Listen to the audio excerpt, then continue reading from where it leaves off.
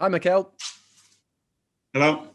Mikel, let's start on the Europa League first of all. Where does this competition rank in your priority list for the season ahead? Well, we are very excited to be playing back in Europe again after a difficult season where we have to earn our right to play here. Through winning the FA Cup, obviously, is a big bonus for us. We want to make the best out of it, and every competition that we are involved, our aim is to try to win it. And away from this today, Mikel, I wonder, what did you make of the Mesut Ozil statement that included the words, "Loyalty is hard to come by"? Well, that everybody is free to express his feeling, obviously. What I can say from my side, that is just a football decision that my conscience is very calm because I've been really fair with him. My level of communication with him has been really high. We know what to expect with each other. And when I believe that he could contribute to the team to be better, which is why I was hired to this football club, to become the manager, to win football matches, competition, and create and build a project for the short, medium, and long term. He has had the opportunities like everybody else. I'm sad that I had to leave 3 players out of this list, which is never pleasant. But I just have to say that I try to look at everybody in the eye and be comfortable with it. And with Mesut, I have this feeling because I was being very straightforward since I arrived to this club. Given his reputation as a World Cup winner, and it's obviously something around him gets talked about an awful lot more, is there a compromise option currently being discussed by all parties that would allow him to leave the club before the end of his contract? Is that the stage this is at? No, obviously a player of that dimension with the career he has had, as well as international level, everything that happens around him has a big impact. And it's been the case for the last 8 years. It's nothing new that is just happening now. A lot of things have happened over these 8 years. My job is to get the best out of every player to contribute to the team performance. And here I feel at the moment today that I failed because I want the best possible message for the team to do it. And in some moments I was able to get close to that. And at the moment I haven't been able to do it because I have to make the decision to leave him out of the squad. But this is the reality in football. Anything can happen, and I have learned that over the years. But this is the reality, and we have to face it. And the best way to face it is to talk things through face to face and do it in the right way. And this is the way I am, and this is the way I'm going to keep doing it. And Mikel, just a final one on Mesut. Has he now played his last game for the club? And what more could he have done from a football point of view to maybe come into your thinking? Honestly, I take full responsibility. I have to be the one getting the best out of the players. It's my responsibility. And again, it's nothing related to anything or any behavior or like I read the pay cuts. It's not true. It's my decision. If someone has to blame me, and it will happen when we lose football matches, my responsibility. I have to make the decision to get the best possible squad out there to win football matches and competition as often as we can. And in order to do that, I try to be fair with him and with any other players, the squad, and defend as much as possible the interests of the football club. Thanks, Mikel. Okay, we'll now move on to the BBC and George. George Cummins. Thanks, Dan. Mikel, sorry, one more on Mesut. I mean, if you're talking about his performances, then what is it about his game that he wasn't doing enough for you on the pitch? Listen, I cannot discuss individual performance of every player.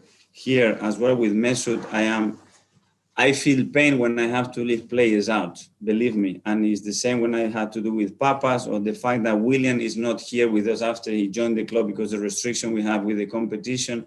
But obviously, as you can understand, I cannot disclose the technical points, decisions, whether I play players or not, or what I expect to them. And just, there's been talk of a European Super League. Is that something you're in favour of at the moment, or is it you just think football should stop being tinkered with? I don't know. It's like a new format is coming out now every 3 or 4 days. I think there will be more coming out very soon. Again, I ask for some unity here, defend the interest of everybody, like it's been the case in the UK. And I think what has made this league so unique. And yeah, if things have to evolve in one way or the other, let's try to do it together and find the right solution. Good luck tomorrow. Thank you. Thank you. Okay, Talk Sport there. Is James from Talk Sport there? Hi, Mikel. Mikel, Hello. you said that your aim is to try and win the Europa League. Do you think you have the squad to compete both in this competition and also in the Premier League as well? Well, time will tell, and depending what happens, depending what these COVID situations evolve, depending on the injuries. But I believe we have the squad to try and fight till the last moment, and the aim and the passion and what we are looking for in this competition is to go as far as possible and win it. Have you got any concerns at all about Pierre-Emerick Aubameyang's form at the moment? He's not scored since he signed that contract. Well, with all the strikers, if you ask when they don't score for 2 or 3 games, if there is concerns, in my opinion, performance right now, he could have scored again on Saturday, a 1v1 situation that normally he does. He's try to get him in better position as frequently as we can to try to give him the best possible chance, and goals will come. And just finally from me, Mikel, we know that Mesut's not part of the Premier League or the Europa League squad. What is the plan for him now for the next few months? Will he train with the first team? Will he be expected to train? How do you see the next few months for him?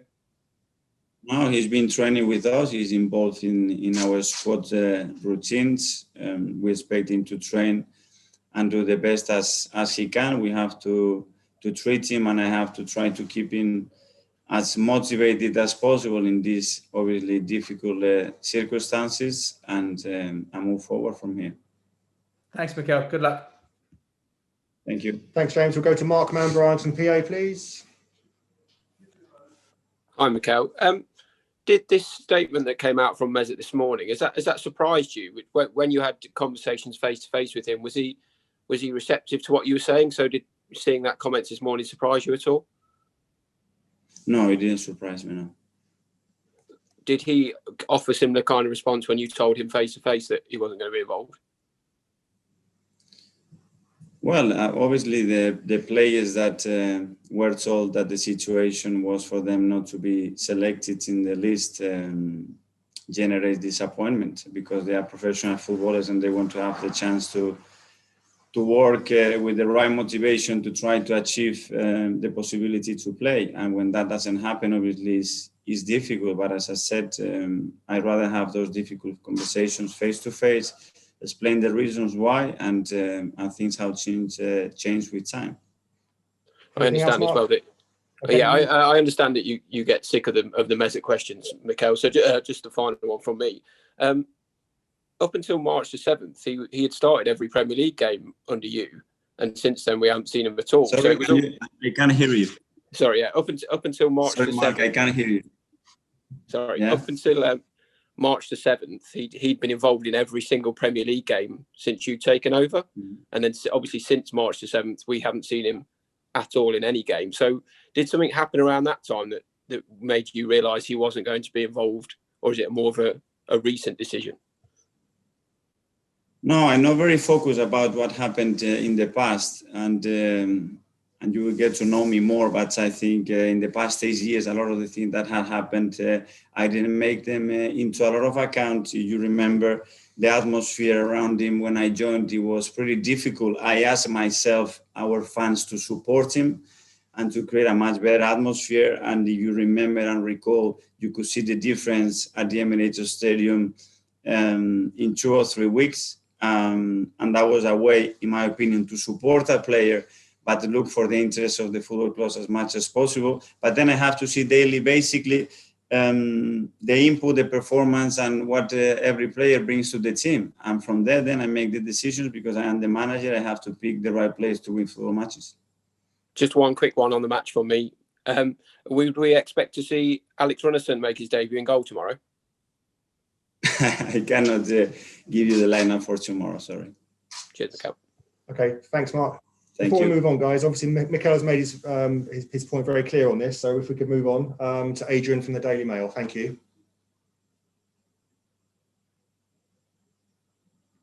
Adrian, are you there? Hi, Mikel. How you doing? Hi. Mikel, can you give us an idea of the strength of the squad and the likely changes and things we might be seeing tomorrow? No, that we have one or two issues, as you know, against City with a few players missing out, but the rest are all okay. We have Musti back after a long injury, and he's done really well, and he looks fit to play. So we still have a bigger squad. We have 21 players here, and we'll make the decision tomorrow who starts. Obviously playing in front of some fans as well tomorrow, I believe. It's been a while. What sort of difference do you think that will make, obviously, after so long without supporters again? I don't know. I think it's going to be really nice. It's going to be strange, but finally, we're going to have some people watching us. That is not just the people working around us on a daily basis. So it's an experience. Let's see how we feel it. But I think it's a very positive thing. Thanks, Mikel. Okay, last couple then, please. Nick Ames from The Guardian, if you're there. Oh, I put my hand down. It's fine. Cheers. Okay, no problem. Nick Callow from Haters, if you're there. Yeah, I'm here. Thanks. Mikel, Thomas Partey, how's he reacted from his first few minutes in an Arsenal shirt? And do we expect to see him playing more again on Thursday? Well, he reacted really well. I think he came on and looked strong, looked confident, and he added something positive to the team. It was a very short turnaround from him. Since he joined us, he had a day or day and a half only in training. He's done a few more training sessions, and he looks ready to start. And just finally then, you mentioned about people saying there's outside influences on your decisions. You've made it very clear you're the man in charge. Do you get angry when people say the board tell you what to do, who to pick, who to buy, who to sell? No, I'm not angry because probably they need as well to clarify these situations, and I understand, and I'm here to respond to your question. But I don't want to hide behind anybody at the club or the ownership. At the end of the day, we're talking about the player playing on that field or not. You know, I think we respond to every obligation we have as a football club, and then it's my responsibility to get the best out of the players and get the performances that we need to play football matches. But believe me, that is nothing to do with board, owners, or anything like it. I understand. Do you say the fans need to have it clarified, or the board needs to clarify for you? No, that probably I have to. That is good that you can make those questions so I can answer what my feelings are and what is the reality of the situation. Okay, thanks for clearing it up. Okay, Nick, there's lots of hands up. We can only get... Oh, sorry, Nick. Sorry? No, I was just saying thanks for clearing it up. Thanks for your time. Okay, no worries. Okay, Thank you very much. Lots of hands up, but just one final one from Art, please. Art de Roche. Thank you. Hey, Mikel, can you hear me? Yeah.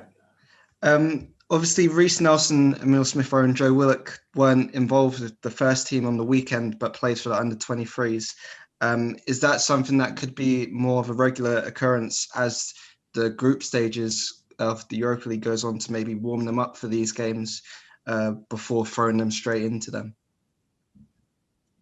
Well, we believe that there were three players that they needed some minutes. Obviously, with international break, they didn't have the chance to play for their countries. So it was almost a 3-4 weeks gap without a game, and we want everybody to be in good rhythm. And they were very positive about it, and they had a really good performance. And it's good because we have everybody more prepared to compete when they have the opportunity to do it. And does that kind of highlight just how important it was to qualify for the Europa League with that FA Cup final win back in August? Yes, because we know that this club has to aim for every competition, and we have to involve in European competition. So let's start tomorrow. It will be tough. You haven't asked too many questions about the game, but I am worried because I've seen from Rapid, they look strong and they look a dangerous side. So we better be prepared for tomorrow. And just a final one from me. I was wondering, in terms of set pieces and the marginal gains in matches, is there a set decision maker in terms of who takes direct free kicks, corners and stuff like that? When you look at David Luiz, Nicolas Pepe, Lacazette, and the amount of players that can take these set pieces for you? Yeah, we're going to have a few fights, but there is a game plan on the set piece as well, obviously, and there is an order that we have to try to respect as much as possible. But at the end, the players have to make the decisions on the pitch, and sometimes about how they feel and the confidence level that they have to execute an action like this.